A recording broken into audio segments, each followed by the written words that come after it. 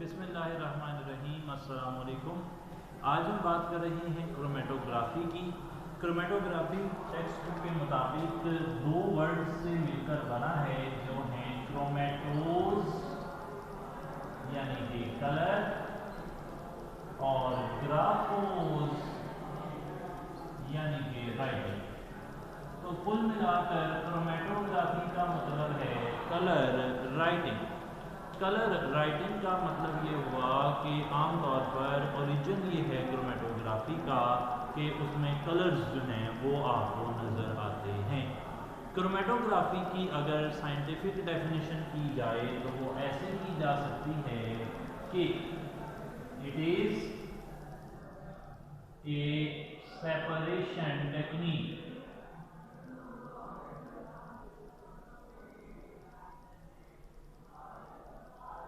in which a solute is separated on the basis of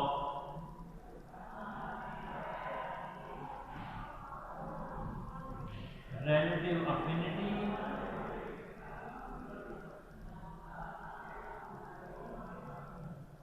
for stationary and mobile phase। Solute कह लें या mixer is separated on the basis of, ये बल्कि solute से ज़्यादा अच्छा वर्ड है ना, मिक्सर हो सकता है। Mixer is separated on the basis of relative affinity for stationary and mobile phase.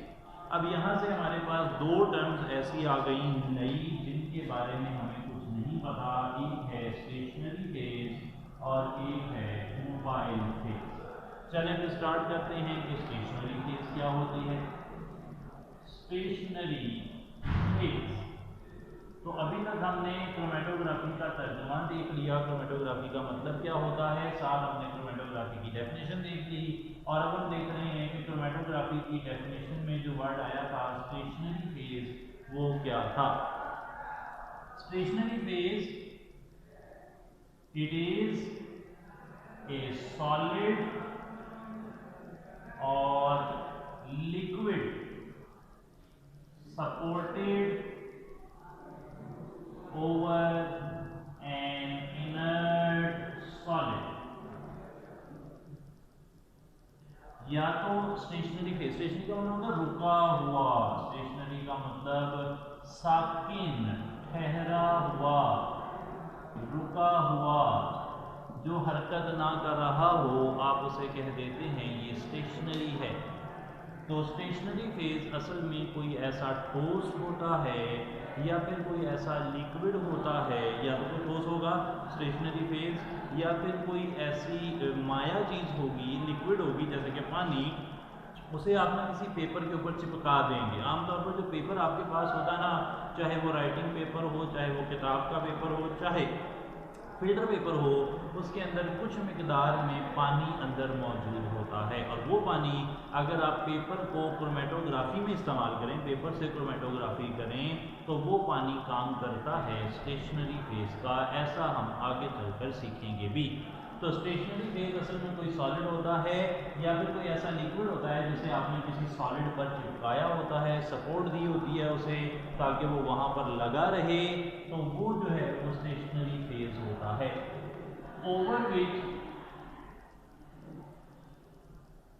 The mobile phase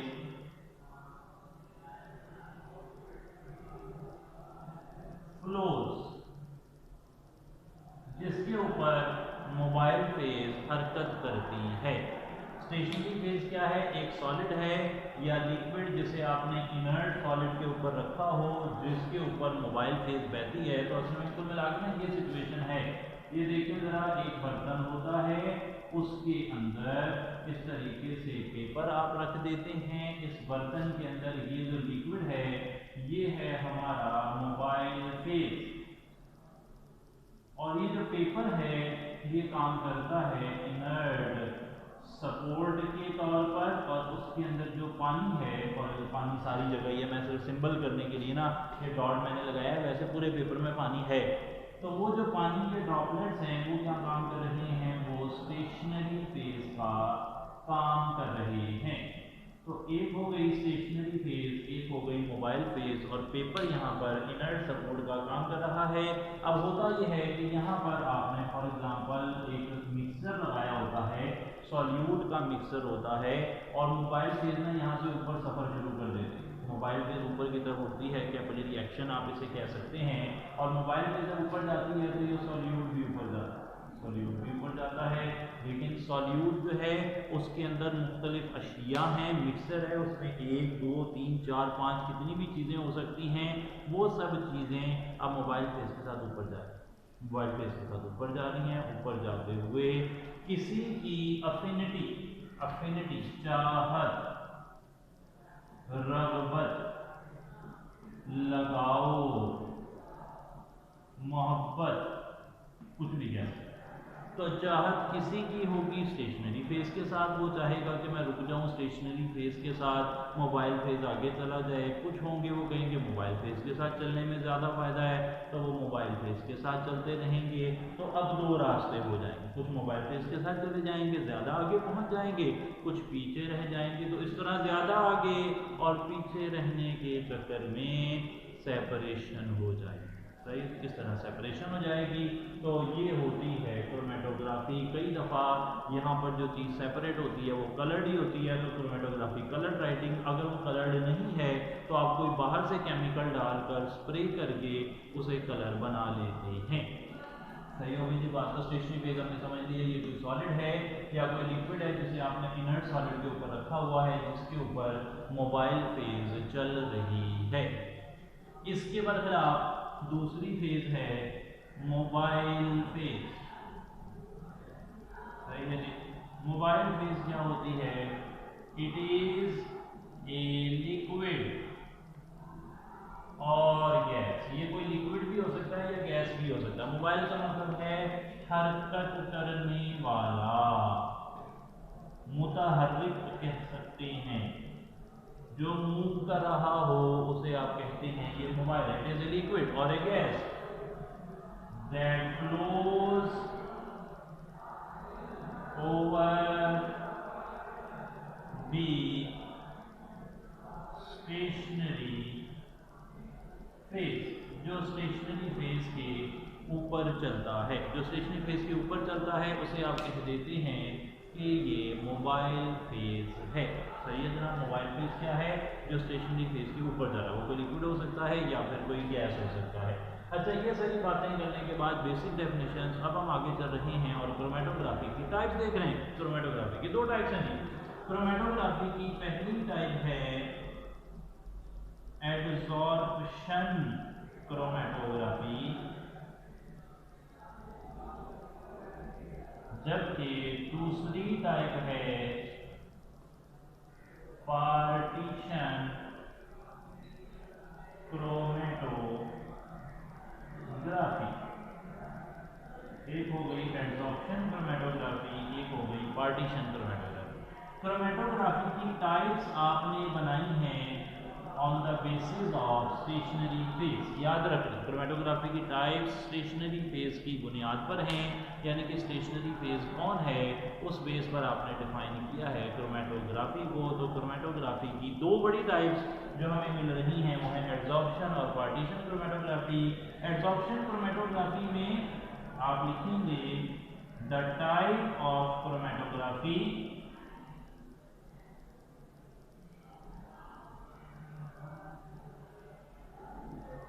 in which stationary phase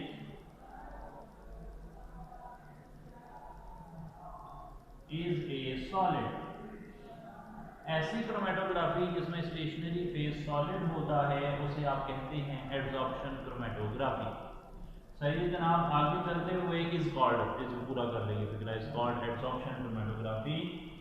in this chromatography, further लिखेंगे किताब में भी ये बात लिखी हुई है, वहां से भी आप देख सकते हैं। In this chromatography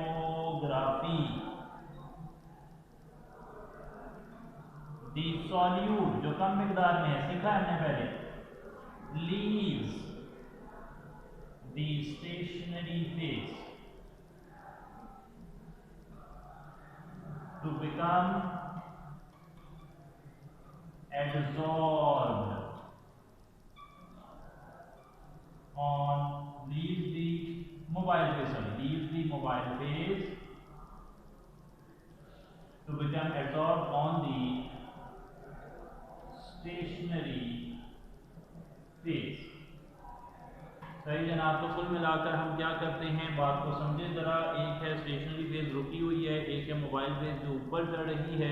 stationary phase पर मोबाइल फेज ऊपर चढ़ रही है, सॉल्यूट जो है वो मोबाइल फेज के साथ साथ ऊपर जा रहा था, लेकिन एक वक्त आएगा जब उसकी अफिनिटी मोबाइल फेज के साथ कम रह जाएगी, स्टेशनरी फेज के साथ ज़्यादा हो जाएगी, तो फिर वो मोबाइल फेज को छोड़ देगा, पीछे रह जाएगा, और पीछे रहकर वो स्टेशनरी फेज पर एड्जॉर्ब हो जाएगा, चिपक जाएगा, सतह पर चिपकना। एड्जॉर्प्शन का तर्जुमा जो है वो आप कर सकते हैं सतह पर लगना, सतह पर लगना, ऐसा तर्जुमा आप कर लेंगे।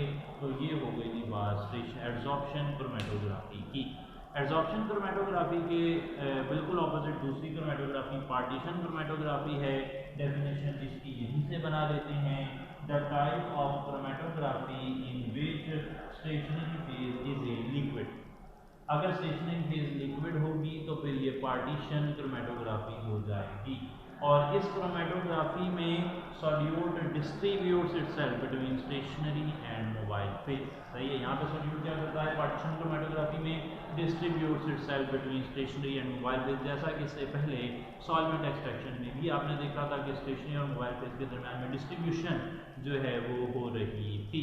सही है, याद आ रहा है, उम्मीद है आप पार्टीशन क्रोमेटोग्राफी को याद कर रहे होंगे कि स्टेशनरी फेज और मोबाइल फेज के दरमियान में solute distributes itself. Partition chromatography में solute distributes itself between stationary and mobile phase, जबकि एड्जॉर्प्शन क्रोमेटोग्राफी में जो सॉल्यूट है it leaves the mobile phase to become adsorbed, सतह पर चिपक जाना ऑन द मोबाइल फेज। सही है जनाब, ये बातें आपको पता होनी चाहिए। तो this was about partition chromatography. अब हमने आगे चलना है कुछ बात पेपर क्रोमेटोग्राफी की, और डिस्ट्रीब्यूशन कोएफिशिएंट और रिटार्डेशन फैक्टर वगैरह इसके बारे में बात करते हैं। आगे चलते हुए जनाब बात चल रही है कि एक क्रोमेटोग्राफी है जिसे आप कहते हैं पेपर क्रोमेटोग्राफी। तो पेपर क्रोमेटोग्राफी आखिर है क्या? Paper chromatography is a type of partition chromatography. जैसा कि हमने बात कर ली कि इसमें पेपर जो है वो एक इनर्ट सपोर्ट का काम कर रहा है, जबकि पेपर के ऊपर पानी जो शुरू से मौजूद है वो काम कर रहा है हमारा स्टेशनरी फेज का, और मोबाइल फेज नीचे से आ रही होगी। पेपर क्रोमेटोग्राफी ना इसकी आगे 3 टाइप्स हैं, उन्हें आप कहते हैं ascending paper chromatography, descending paper chromatography और रेडियल या फिर जिसे सर्कुलर पेपर क्रोमेटोग्राफी कहते हैं। वो इसकी 3 टाइप्स हैं। असेंडिंग इसके हालात ऐसे हो सकते हैं कि सॉल्वेंट नीचे से पेपर लगा हुआ है, सॉल्वेंट नीचे से ऊपर जा रहा है, असेंडिंग क्रोमेटोग्राफी हो जाएगी। अगर सॉल्वेंट या मोबाइल फेज, सॉल्वेंट या मोबाइल फेज ज़्यादा अच्छा वर्ड है, अगर वो ऊपर से नीचे आ रहा है तो डिसेंडिंग हो जाएगी। असेंडिंग का मतलब होता है ऊपर जाना, डिसेंडिंग का मतलब होता है नीचे आना, और रेडियल का मतलब है, सर्कुलर का मतलब है गोल घूमना। सही है जनाब, तो ये हो गए इनके मतलब। तो और रेडियल या सर्कुलर क्रोमेटोग्राफी इस तरीके से पेज हो सकता है, यहाँ पे स्पॉट लगा होगा और वो जो है इस तरह घूम रहा होगा, इस तरह सेपरेशन हो रही होगी। आमतौर पर क्लोरोफिल के कंपोनेंट्स बायोलॉजी में इस तरीके से सेपरेट किए जाते हैं, बीच से बाहर की तरफ। ये रेडियल या सर्कुलर क्रोमेटोग्राफी हो जाती है। एक आम क्रोमेटोग्राफी करने के लिए ये वाला पेपर जो है इसकी मिसाल ली गई है कि ये कैसे काम करता है। आप सबसे पहले एक पेज लेते हैं, क्रोमेटोग्राफिक पेपर कहते हैं इसे। इस पर बेस से 1 से या 2 सेंटीमीटर के फासले पर नाप कर पुट्टे से स्केल से यहाँ पे निशान लगा लेते हैं, और निशान लगाकर अब यहाँ पर आप मिक्सचर जो है ना, जो आपने सेपरेट करना है उसका स्पॉट लगा देते हैं। कैपिलरी ट्यूब से आपने स्पॉट लगाना होता है, बिल्कुल उसके ऊपर रखकर बड़ा बैलेंस करके आप स्पॉट लगा देते हैं। जब स्पॉट लग गया, यहाँ पर आपकी मोबाइल फेस पड़ी होती है। अब आप इस पेपर को बड़े ही ध्यान से ऊपर से आपने ना क्लिप लगाया होता है, और इस तरह ना क्लिप लगा होता है और ऊपर ढकना होता है। लिड पड़ा हुआ है, ये लिड आ गया, ये एक आपने क्लिप लगाया हुआ है जिससे आपने हैंग करना है इस क्रोमेटोग्राम को। तो यहाँ से ये हैंग हो जाता है, इस तरह हैंग हो जाएगा। क्रोमेटोग्राफिक पेपर कह दें इसे। जब बन जाएगा, तैयार हो जाएगा तो क्रोमेटोग्राम कह दें। यहाँ पर ये लग गया। आपने यकीनी बनाना है कि जो स्पॉट है वो कभी भी मोबाइल फेस के अंदर ना आ जाए, वो मोबाइल फेस से थोड़ा ऊपर ही रहे। यहाँ पर मोबाइल फेस है, स्पॉट थोड़ा ऊपर है। अब आप इसे इसी हालत में पड़ा रहने देंगे, लेकिन आपने ऊपर से ढकना लाजमी बंद करना है। किताब के मुताबिक अगर आप लिड बंद करते हैं तो अंदर वेपर्स की सैचुरेशन हो जाती है, which is good for a good separation. अंदर जो ये सॉल्वेंट है, मोबाइल फेस है, ये अंदर उड़ रहा है क्योंकि एवेपोरेशन एक नेचुरल फिनोमिनन है। चीज़ें बड़े बड़े लिक्विड्स उड़ते हैं तो ये भी उड़ेगा और अंदर सारे एरिया को भर देगा, जो कि हमारी किताब के मुताबिक एक अच्छी चीज़ है फॉर सेपरेशन। अच्छा, वो जना होगा क्या? अब आहिस्ता आहिस्ता जना मोबाइल फेस ऊपर चढ़ना शुरू करेगी, और क्योंकि आपका सॉल्यूट उसकी अफिनिटी है for mobile phase and stationary phase, तो वो भी ऊपर जाना शुरू करेगा। लेकिन कुछ स्टेशनरी फेस पीछे रह जाएंगे, क्योंकि कुछ सॉल्यूट पीछे रह जाएंगे स्टेशनरी फेस में, कुछ ज़्यादा फासला तय करेंगे और कुछ और ज़्यादा फासला तय करेंगे। किस बात पे डिपेंड कर रहा है? ये डिपेंड कर रहा है उन सब के रिटार्डेशन फैक्टर पर। सही है, यानी कि अफिनिटी पर, कौन किससे ज़्यादा अफिनिटी रखता है। रिटार्डेशन फैक्टर की तरफ भी आते हैं। अब एक खास हद ऐसी आएगी जब आपका सॉल्वेंट, इसे आपने कहना है कि बेस लाइन, जहाँ तक सॉल्यूट ने ट्रैवल किया है उसे आप कहेंगे डिस्टेंस ट्रेवल्ड बाय सॉल्यूट, और जहां पर सॉल्वेंट पहुंचा है ना उसे कहते हैं सॉल्वेंट फ्रंट, उसे आप कहते हैं डिस्टेंस ट्रेवल्ड बाय सॉल्वेंट। तो सारी चीज़ें दोबारा से देख लें। जहाँ तक सॉल्वेंट ने फासला तय किया है वो डिस्टेंस ट्रैवल्ड बाय सॉल्वेंट, जहाँ तक सॉल्यूट ने फासला तय किया है डिस्टेंस ट्रैवल्ड बाय सॉल्यूट, और फिर पीछे एक बेस लाइन आ गई। अब जनाब यहाँ पर सेपरेशन जो है वो स्टार्ट हो जाएगी, और जब सेपरेशन हो गई है तो अब आपके पास कुछ वैल्यूज़ आ गई हैं। वो वैल्यूज़ क्या हैं? आपने कहा कि रिटार्डेशन फैक्टर है जी, distance travelled by solute from original spot divided by distance traveled by solvent from original spot, इसे आप कहते हैं रिटार्डेशन फैक्टर। सही है जनाब। रिटार्डेशन फैक्टर जैसे जैसे ज़्यादा होगा, इसका मतलब है कि सॉल्यूट ज़्यादा फासला तय कर रहा है। सॉल्यूट ज़्यादा फासला तब कब तय करता है? जब वो मोबाइल फेस के साथ ऊपर जाना चाहता है। मिसाल के तौर पे ये वाला सॉल्यूट मोबाइल फेस के साथ ज़्यादा आगे जाना चाहता था बनिस्बत इस वाले के जो कि पीछे रह गया है, इसे कहते हैं रिटार्डेशन फैक्टर। आमतौर पर एक गिवन सेट ऑफ कंडीशन में ख़ास प्रेशर, टेम्परेचर, एक ख़ास कंसनट्रेशन पर, एक ख़ास पेपर की क्वालिटी पर जो आपके पास ये है रिटार्डेशन फैक्टर, ये जो है ना फिक्स हो सकता है। अच्छा, रिटार्डेशन फैक्टर के साथ ना एक और ही टॉपिक, छोटी सी हेडिंग है, वो कहलाती है जी डिस्ट्रीब्यूशन कोएफिशिएंट। ये आपने ना पीछे भी पढ़ा है, डिस्ट्रीब्यूशन कोएफिशिएंट आपने पढ़ा है इससे पहले कहाँ पर, वो जो सॉल्वेंट एक्सट्रैक्शन थी। डिस्ट्रीब्यूशन कोएफिशिएंट होता है concentration ratio of solute in mobile phase को MP लिख रहा हूँ जी, divided by concentration of solute in stationary phase. सही है जनाब, इसे कहते हैं डिस्ट्रीब्यूशन कोएफिशिएंट। अब यहाँ पर मैंने 2 डेफिनेशंस और बता दी, कुल मिला के तमाम डेफिनेशंस की समरी बताने लगा हूँ। क्रोमेटोग्राफिक सेपरेशन टेक्निक है जिसमें सॉल्यूट जो है is separated on the basis of relative affinity with mobile phase and stationary phase. दूसरी डेफिनेशन स्टेशनरी फेस क्या है, जो कि कोई लिक्विड है कोई सॉलिड है या फिर कोई लिक्विड है जिसे आपने सपोर्ट किया हो किसी इनर्ट सॉलिड के ऊपर, तो खुद सॉलिड होगा या कोई लिक्विड होगा जैसे सपोर्ट किया हो। और तीसरी आ गई मोबाइल फेज़, ये कोई लिक्विड या गैस होती है जो स्टेशनरी फेज़ के ऊपर मूव करती है। इसके बाद एब्जॉर्प्शन क्रोमेटोग्राफी जिसमें स्टेशनरी फेज़ जो है वो सॉलिड होती है और जो सॉल्यूट है वो becomes absorb on the surface of stationary phase. पांचवी हमने पढ़ी पार्टीशन क्रोमेटोग्राफी जिसके अंदर जो आपका सॉल्यूट है वो लिक्विड जो आपका स्टेशनरी फेज़ है वो लिक्विड है और solute distributes itself between stationary and mobile phase. छठी आ गई असेंडिंग पेपर क्रोमेटोग्राफी, ऐसी क्रोमेटोग्राफी जिसमें सॉलिड ऊपर की तरफ मूव करता है। डिसेंडिंग क्रोमेटोग्राफी नीचे की तरफ मूव करता है। रेडियल या सर्कुलर जिसमें गोल दायरे में मूव करता है। नौवीं डेफिनेशन हमने पढ़ी retardation factor, it is the ratio, ये बटे का मतलब होता है ratio, ratio of distance travelled by solute from original spot to the distance travelled by solvent from original spot. Original spot ये रहा, आपको दिखाया था मैंने कि यहाँ से जितना फासला तय हो रहा है उसकी रेशो को रिटार्डेशन फैक्टर कहते हैं। 10वीं डेफिनेशन हमने की distribution coefficient, concentration of ratio of concentration of solute in mobile phase to the concentration of solute in stationary phase. ये सारी बातें करने के बाद अब हम आगे चल रहे हैं यूजेस की तरफ। याद रखें यूजेस में ना ये बेसिकली जो क्रोमेटोग्राफी है ये इसके बहुत सारे इस्तेमाल हैं। ये पहले तो सेपरेशन में इस्तेमाल हो सकती है, ये आइडेंटिफिकेशन में इस्तेमाल हो सकती है, आइडेंटिफिकेशन, ये आइसोलेशन में इस्तेमाल हो सकती है, ये डिटेक्शन में इस्तेमाल हो सकती है। यानी कि कंपाउंड को आप अलग करना चाह रहे हैं, उसको पहचानना चाह रहे हैं, उन सबसे साफ करना चाह रहे हैं, उसका नाम रखना चाह रहे हैं, कुछ भी एक कंपाउंड के बारे में आप इंफॉर्मेशन निकालना चाह रहे हैं तो वो क्रोमेटोग्राफी से हासिल की जा सकती है। क्रोमेटोग्राफी भी एक लाजमी उसका यूजेस जो है वो करने वाला सवाल है।